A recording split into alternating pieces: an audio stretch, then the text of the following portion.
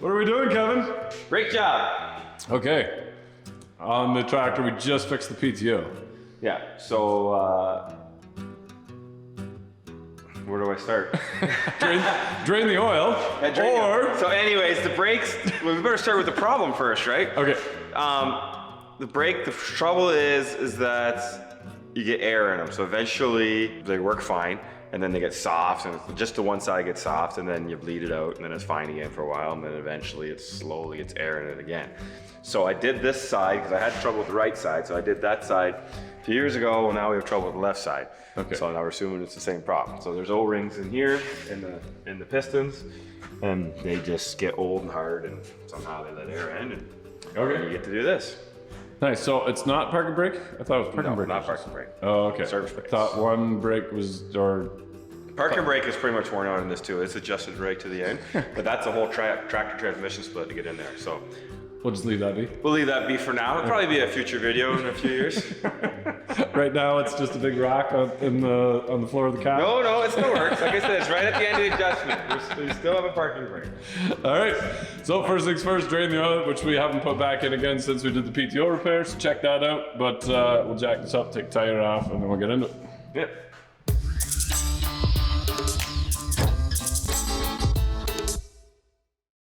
Before you dive into that, you do want to check. Oh, it's a little dirty. I'm gonna find it right. So there's this. This is your brake boosters here. Well, these are boosters. Here's your reservoir. Yeah. So there's a line here that somehow one of these lines feeds this thing, and then there's a drain line.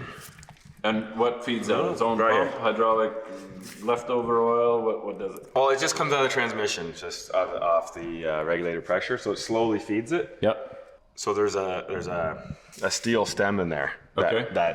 So it keeps the reservoir, so it keeps it full. Okay. And then, so you have to have that, otherwise it'll just blow that apart, right? So on some of the older Maxims on the 5000 series, that tube would come loose and it would fall down. Okay. And then it will drain this thing empty. Oh. And then you get air in your brakes, right? So just make sure that thing's full. Okay. I'm going to show everybody that the airline works again on the jack. When did it break? When was that not working? When we took the drawbar off the Steiger, yeah, I think it fell and knocked the airline off, and all the comments were "RIP airline fitter."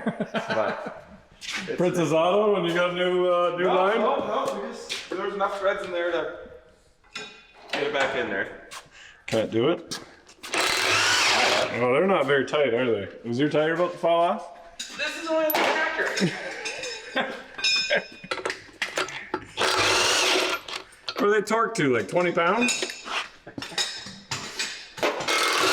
Well, then the air compressor would fire up, and then you would. That's annoying. All you hear on the video is. Yeah. Just do it like a minute.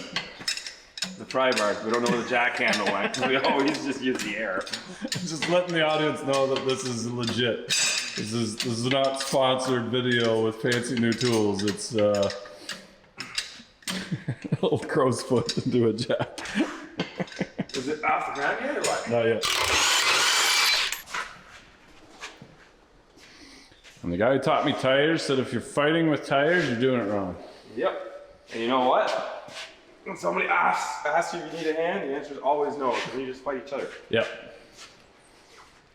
So now. So lift up the cab, take the mount off. Yep. And well, I take this 3-point hitch arm off. Yep.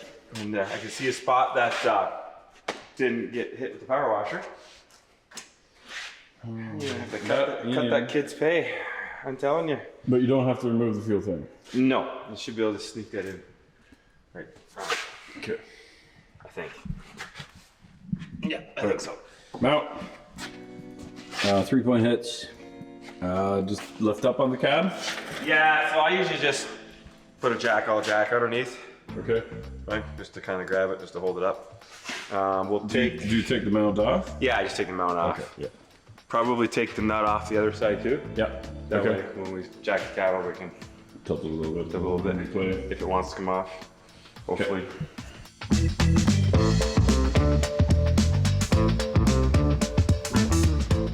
Yeah, just take the cover off. This wire goes right. Push the grommet off. pull the wire through, but then these pins, this is held on by the cover, so you just gotta kind of pry it and pray that they're not seized, because I've never had one seized, but I don't know how you get it out if it is, because there's nowhere to, you can't whack on it from the other end. So yeah. I don't know how you'd ever get that pin out. But this is a draft pin, right? Like this is, it actually measures how much that pin bends. Yeah.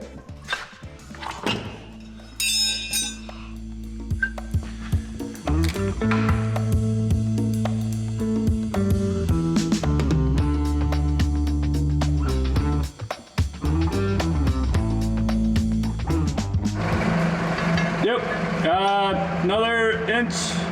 Yeah, right there. Okay, so we got the top bolts loose. We got the cab mount out of the way, cab supported. We got the tires chalked so they don't go anywhere. And if you put the chain on these two bolts, it's balanced pretty good. That's what we're hoping. I thought you've done this before. Yeah, but that was a long time ago. I can't remember everything. Oh, We got a leaker. I thought you drained the oil. Yeah, it's in the brakes. Oh, what a mess. Oh, Kevin. All right, side shift. New floor needs oil on at some point. Yeah, up a little bit.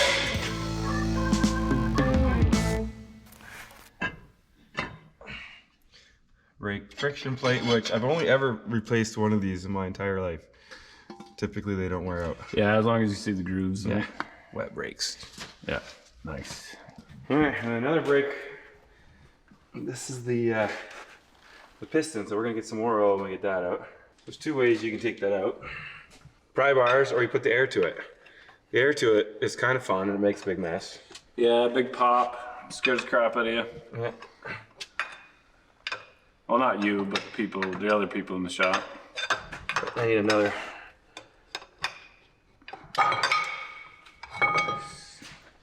And there's the O-rings that we're changing. Okay, and that's what allows the air in? Yeah, so, yeah, well, they get, kind of see how they kind of square off? Yeah. Yeah. It's just from being old. Why don't you buy brand new stuff? Because I don't have my own YouTube channel. So it's not balanced perfectly, but it just kind of worked out that the hub hits the other fork and then keeps it straight. So you do have to, it would fling over all the way, but that actually worked out pretty slick. A little plug for the other video if you want to see a rebuild on the Iveco 1430. Is it 1430 or just 430? 430. 430. Scott's got the block all done and the head all done, so we're waiting for some bearings and parts and gaskets, and that'll go back together. But in the meantime, some O-rings. These are the old ones. Those are the old ones. A little bit and square. do they start off round? They start off. Yes. Okay, yeah, you can see that they are completely flat on one side. That would do it. They're not cracked or dry or anything like that, they're just flat on one side. Oil on the new ones, oil on me. Is there, there's a big and a small? Yeah. We'll get them mixed up? Well, it's kind of hard to mix them up. Somebody will do it. And then run your pick around a couple times, make sure it's not twisted. Not twisted. So now that I've done this once, I'm not gonna lie, where I put the ring back in and I cut an O-ring. You cut it? Yeah, right, because you're putting that thing, it's kind of a hard push. Oh, Way a little crooked, and I cut one. Yeah. Then brakes really don't work at it. But the plus side is the second time you do it goes way faster than the first. Well, the first time's pretty quick, so the second time's really good. All right, now Rich is gonna clean up those two mating faces because he loves doing that. Oh, I do. And then we can throw it all back together. I want my hands super dirty for my stuff then.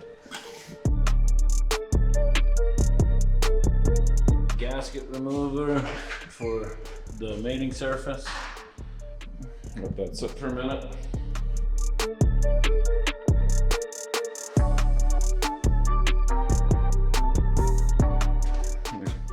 You get those at the fair, right?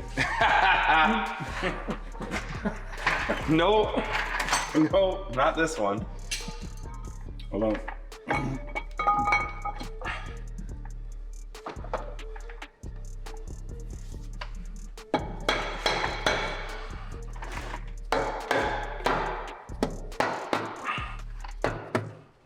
have cut it before? Yep.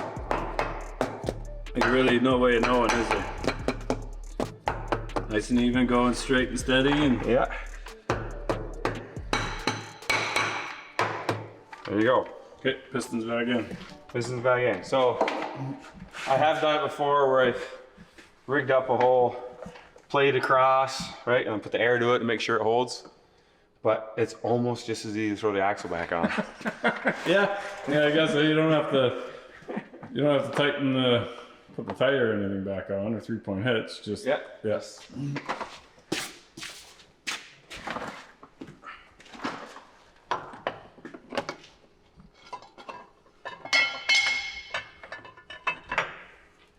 All right, now this is almost impossible to line up. So we're gonna take the stub shaft out of that kid drew it. Hold it there. Let's put this in here.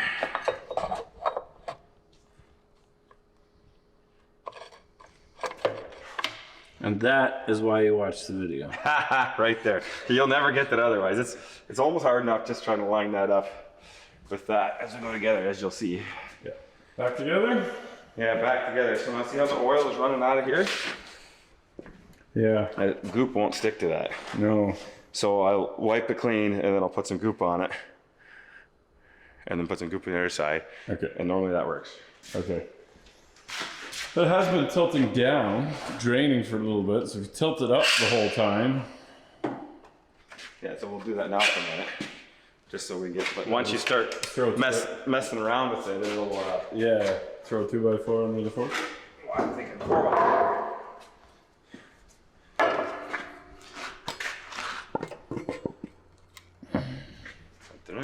No, tilts it that way. You emptied the can? No, I left you some. I didn't want to replace the can, so I left a little bit in there. Got Like an empty jug of milk. It's like my kids. Every time we go get milk, I'm not in there.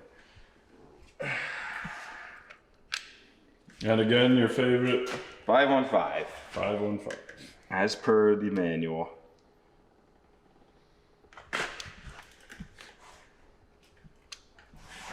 And not too much. What do you mean too much? I don't know what too much is.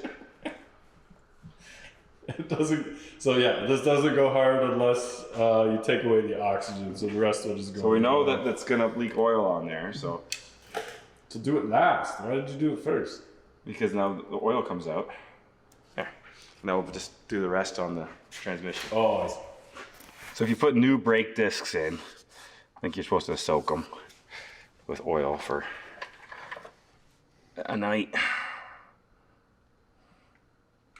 Wow, that's a lot neater job now, eh? Yeah. Yeah. The other one was just, You got too excited. well, I didn't have the fancy tip on the end.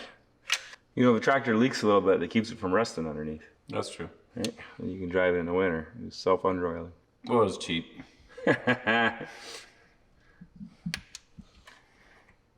All your hay wagons nicely covered, protected. So I always put a couple long dowels in, just long bolts with the ends cut off, just so you can just kind of rest the axle on there. And when you're wiggling or shaking, it's not, at least it's going to kind of line up where it's supposed to. Yeah. And that is metric. That is metric. Are those metric studs, or just jam some standard ones in? I'm not telling you the answer to that question. Yeah? Yep, right here. That's as far as it'll go. I want my fork kind of parallel though, right? When I start turning. Up a little bit. Up, they're going up. Okay, well. Down a bit. Going down. Go ahead a bit. Coming ahead. Yeah. Crank it. Yep. Okay, side shift it in. I can get this forklift down out of here. Okay. Oh no. Wasn't I record? Oh, I wasn't recording. It was recording the whole video. Oh, we gotta do it again. The red light's not going? Oh, stupid. I'm sorry, guys. The GoPro wasn't running on the fork. that's annoying. Take apart backwards is basically all it was. It didn't. It was just wiggle and turn, right? You just turn, shake, wiggle, turn, and eventually it lines up and just clunks together. Yeah. And if it doesn't clunk all the way together, force it. Just pull it super tight. Just put bolts in there. Just crank it. That's when things get broken. Get rid of the DeWalt. Grab Milwaukee and really give her the beans. Get the 1-inch guy. Don't do that. Make sure that there's nothing in between. He's got a nice little layer of the Goop coming out. So that is perfect. Those round metric bolts are expensive, so don't lose those.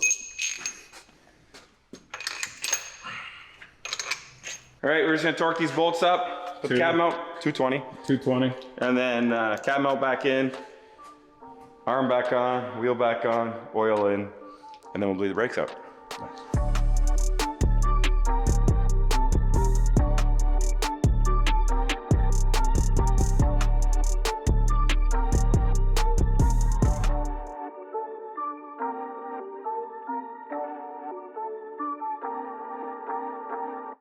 Okay, bleeding it? Bleeding it. So it's, you bleed it the same as you bleed every other system. You open the screw, you press the pedal down, you close it, you let the pedal up. Does it have to be running? Well, we always leave it running because to fill that. Yeah, because it's like a leak off oil that fills that. Because if you just don't, if you do it when it's not running, you'll empty that little container up there and then you pump air into it. So if, you know, in your car, you just keep adding to it, right? It just adds itself, so it's running. Right on. So, park and brake on, Ian? Yep. Neutral? Yep. You have like the main shifter in neutral too? Yep. All right, well, we shouldn't get driven over. Okay, fire it up. Like turn it on? Yep.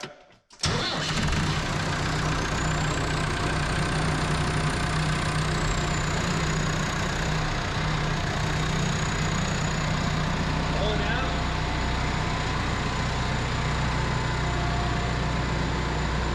There's the air. You see it shooting out of there? Okay, up. Up. Down. Open the window. And then it shoots all the oil in there. Oh. So we just do like, maybe we just do a little bit like that. All right. Push it down.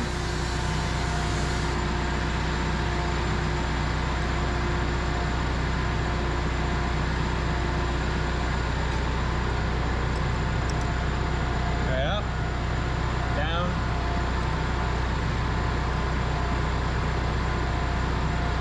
Some bubbles. It's got to fill that whole thing up, right? Yeah. Okay, pump it. Is there anything? Is there anything? Okay, hold it down. Ooh, that was some good shots there. Okay, pump it again. Hold it down. He loves this job. There's air coming out like a, see like a little. Yeah. Okay, pump it again. Hold it down. Ooh. That's encouraging. Pump it again. Anything? Hold it down. Hold it down. The good news is that the brakes work, so that means we didn't cut an O-ring. So there is like you press one, there's one pedal for this side, one pedal for the other side. But somewhere there's a crossover tube in there, and there's check valves in the brake cylinder. So if you press them both down, it does equalize the pressure. So when your pedals are locked, one doesn't come on. So you're going down the road, you're supposed to have the pedals locked. So if you jump on the brakes, you grab them both and not just the one side. Yeah. Because when you grab and that's what was going on. If the one was leaking off, you jump on the brakes and just one side would grab. Yeah, they're going in the ditch or into traffic. And when you're on the road and you're in a panic, all of a sudden it's like, oh, whoa, that's not safe. So there we go. Nice. Safe again. Right on, So, tire on. And yeah, put the super hitchhike arm, put the never sees in the pin, and tire on, and test drive time. beauty.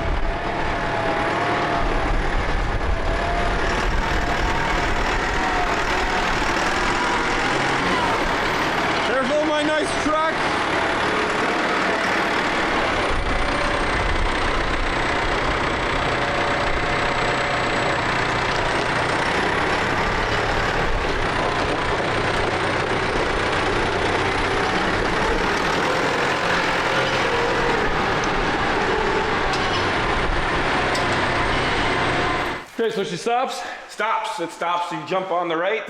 Right locks up. Jump on the left. So back. Left locks up. Jump on them both. Stop straight. Good. So I would say the brake is successfully fixed. But to be honest with you, we won't really know until you get some time on it and see if it bleeds off again, right? Yeah. So before that's what I do. I just bleed it out in the spring, and then 2 months later, bleed it out again, and then bleed it out again. I see, yeah. So 2 guys in the shop nonstop, how long do you think that takes?